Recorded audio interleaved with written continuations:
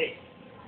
તો દીપકભાઈ, ખાસ કરીને જ્યારે સંતાન પોતે પોતાના વાવેલા અને જોયેલા સ્વપ્નોને સાકાર કરતો અને સફળતાના શિખરોને સર કરતો, એવી અવસ્થામાં એક પિતા તરીકેની ભૂમિકામાં આપનો જે સમર્પણ ભાવ હોય અને એ સમર્પણ આવી રીતના સુગંધિત બનતું હોય એવું જ્યારે આપ નિહાળતા હોય ત્યારે એક પિતા તરીકે આ જયની સફળતા વિશે આપ શું કહો?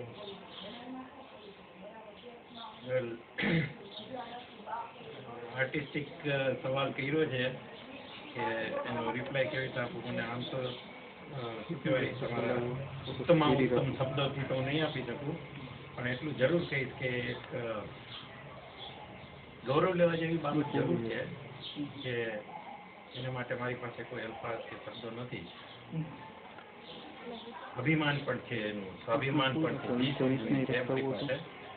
પણ એક જ્યારે વ્યક્તિની પૂજા કરતા હોય છે ત્યારે વ્યક્તિ, સન્માનીય વ્યક્તિની જ્યારે હું પૂજા કરતો હોઉં છું ત્યારે હું જે ફીલ અનુભવું છું, લાગણી અનુભવું છું, બસ એ રજૂ કરવા માટે મારી પાસે કોઈ શબ્દો નથી. આજે હું એક કોઈ વ્યક્તિ તરીકે હું એને સન્માનતો નથી, પણ એક અલૌકિક વ્યક્તિત્વ તરીકે હું એને સન્માન આપીને એની પૂજા કરું.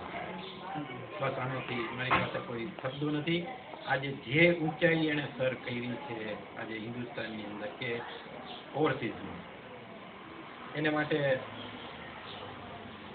કોઈ વ્યક્તિ હું માનું છું ત્યાં સુધી બનતી નથી, પણ પેદા નથી. આવી વ્યક્તિઓ હંમેશા પેદા થતી હોય છે. એને ખાલી એક પોલિશ કરવાની જરૂર છે કે એનો નિખાર લેવાની જરૂર છે. બાકી એની ચમત્કારિક તત્વો એનામાં પોતાનામાં પડેલા હોય છે. બસ એને હું વ્યક્ત કરીને એને સલામ કરું છું, સેલ્યુટ કરું છું અને આનંદ અને સુખની લાગણી અનુભવું છું. વાહ! જ્યારે પણ સંતાન સફળતા પ્રાપ્ત કરતો હોય છે ત્યારે એ સફળતાનો સવિશેષ જો આનંદ કોઈને હોય તો એ માત્ર ને માત્ર આનંદ હોય છે માતા પિતાને, પરિવારજનોને અને સ્નેહીજનોને. તો બેન, ઈશ્વરે આપને એક એવું સંતાન આપેલું કે જેનો ઉછેર કરવા માટે આપણે ઘણા સંઘર્ષ કરવા પડે, ઘણું સમર્પણ કરવું પડે, ઘણું સહન કરવું પડે. એવી સ્થિતિમાંથી આપના સમર્પણ અને આપના પ્રેમના પરિણામે આપનું બાળક આપને સન્માનીય સ્થિતિમાં લઈ ગયું, તો એના વિશે આપને કેવી લાગણી છે?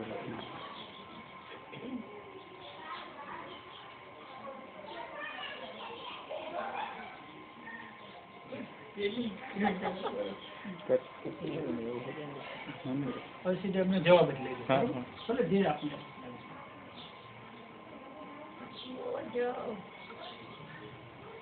રોજ ને રોજ કામ કરવાથી એક નવી ચેતના અને નવી સ્ફૂર્ણા રોજ પેદા થાય છે. એ ભૂતકાળ કોઈ દિવસ પાછળ આવતો નથી. રોજે રોજ નવું નવું કંઈક કરાવવાની, શીખડાવવાની રોજ ઈચ્છા થાય છે અને એકદમ પોઝિટિવ જ થાય છે. કોઈ દિવસ નેગેટિવ જય માટે થતું નથી. વાસ્તવમાં લાડક વાયો એ જ આપણો એક સમાજની અંદર કુલ દીપક બની જાય ત્યારે આપણને એક ગૌરવની લાગણી થતી હોય. તો એવી જ લાગણી, એવી જ કંઈક અનુભૂતિ વિશે આપણે એમના મોટા ભાઈ શ્રી રવિભાઈ પાસે જ પણ જાણ્યું.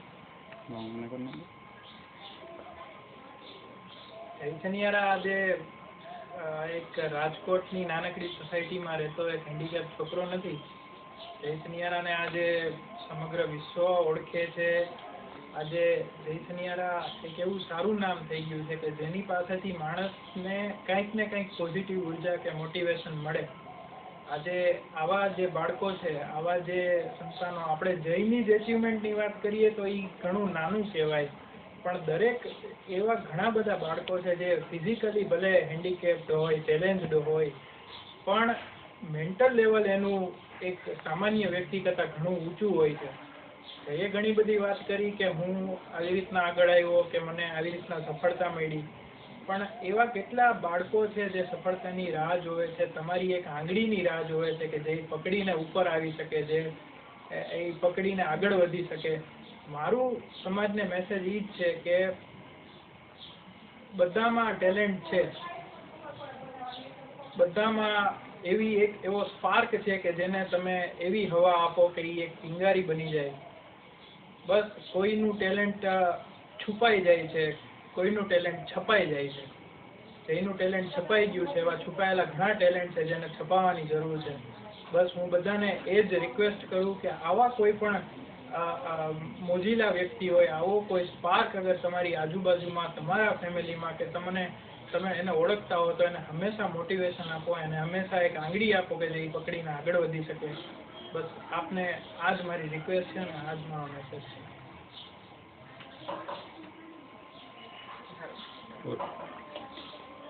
તો દર્શક મિત્રો, જ્યારે વૈશ્વિક કક્ષાએ આપણે જાણતા હોઈએ કે દુનિયાના ઘણા ખૂણાઓની અંદર એવી મહાનુભાવો, એવી વિભૂતિઓ રહેલી છે કે જેઓ ફિઝિકલી હેન્ડીકેપ્ડ હોય, જેમ કે Stephen Hawkins, Arunima Sinha, Jessica Cox, આ બધા એવા નામો છે કે જેઓએ એની અંદર રહેલી એક ધગધગતી તમન્ના, એક બર્નિંગ ડિઝાઇનના પરિણામ સ્વરૂપે જ પોતાના સ્વપ્નાઓને સાકાર કરી.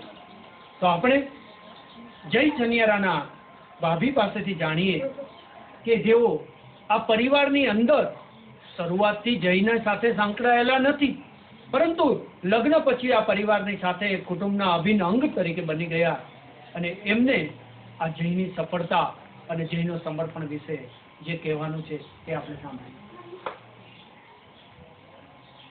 તમને જે મનમાં આવે બીજું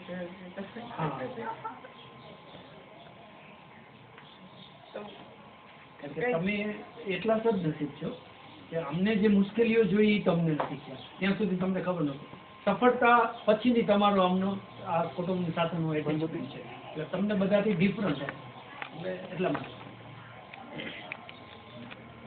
મમ્મી ને પપ્પા ને રવિ પાસેથી સાંભળેલું છે કે અમે લોકોએ બહુ સ્ટ્રગલ કરી, ખાસ કરીને મમ્મીએ જયની સાથે બહુ સ્ટ્રગલ કર્યું છે. ધીમે ધીમે સ્ટેપ બાય સ્ટેપ બહુ આગળ વધ્યા. ખૂબ મમ્મીની ને પપ્પાની પાછળ એટલી મહેનત છે જયની પાછળ, અને જયનો પણ એટલો સપોર્ટ છે કે મમ્મી પપ્પાએ એને આંગળી પકડી અને ચલાવવાનું સ્ટાર્ટ કર્યું, અને ત્યારથી જયને પણ ખ્યાલ આવી ગયો કે હું આવી રીતે મમ્મી ને મારા પપ્પા આટલો સપોર્ટ, પછી ભાઈ મારો આટલો સપોર્ટ કરે છે, મને આટલી રીતે આટલી મારી પાછળ મહેનત કરે છે, તો મારો એવો સપોર્ટ છે કે હું એ લોકોની સાથે હું આંગળી પકડી અને એમને વધારે ને વધારે કંઈક નામ કંઈક એવું કરું કે જેનાથી મારું નામ એક જય છનિયારા તરીકે. આજે મમ્મી અને પપ્પા કોઈ બી લોકોને ફોન કરે છે કે કાંઈ કરે છે તો એમ નથી કહેતા કે હું દીપકભાઈ છનિયારા બોલું છું, એમ કે હું જયના પપ્પા દીપક બોલું છું. આજે એની એક ઓળખ બની ગઈ છે. જ્યારે પપ્પાના નામથી બધા છોકરાઓ ઓળખાતા હોય એની બદલે હવે જય એમના સન તરીકે એના નામથી બધા ઓળખે છે એના મા બાપને. બસ હું આટલું જ કહેવા માંગુ છું. અને અમારા રિલેશન એક ભાઈ અને ભાભી અને દેરના નથી, અમારા એક ભાઈ અને બેનના સંબંધ છે. જે આજે હું નથી જમતી તો એ નથી જમતા, મને કંઈ દુઃખ થાય છે તો એમને થાય છે, એમને કંઈ થાય છે તો મને થાય છે. બસ હું આટલું જ કહેવા માંગુ છું. અમે બે બસ આમાં આ રિલેશન અમારા બહુ તો ઈશ્વરની કૃપાથી આ પરિવારની અંદર પુત્ર રત્નો તો હતા જ, પરંતુ એક પુત્ર વધુના સ્વરૂપની અંદર એક પુત્રી રત્નનું પણ શ્રી દીપકભાઈ અને બહેનજીને એક ઈશ્વરે આપેલી ભેટ સ્વરૂપ આપણે ગણી શકીએ. તો મિત્રો, જે રીતે રવિભાઈએ વાત કરી એમ આપણી અંદર છુપાયેલી જે કોઈ સંભવિત શક્યતાઓ છે, અથવા સમાજમાં આવે કોઈ સંભવિત શક્યતાઓ, પોટેન્શિયાલિટી રહેલી હોય, તો એને ઉજાગર કરવો એ જ આપણું એક કર્તવ્ય બનતું હોય, એ જ આપણો એક ધર્મ બનતો હોય, અને એ જ આપણે આવતીકાલના કદાચ મુઠ્ઠી ઉચેરા માનવીને નિર્માણ કરવાના યજ્ઞની અંદર આપણો સહયોગ હોય. તો આજે આપણે મળ્યા મુઠ્ઠી ઉચેરા માનવી જય છનિયારા. ફરી મળીશું નેક્સ્ટ એપિસોડની અંદર મુઠ્ઠી ઉચેરા માનવી લઈને આવશું.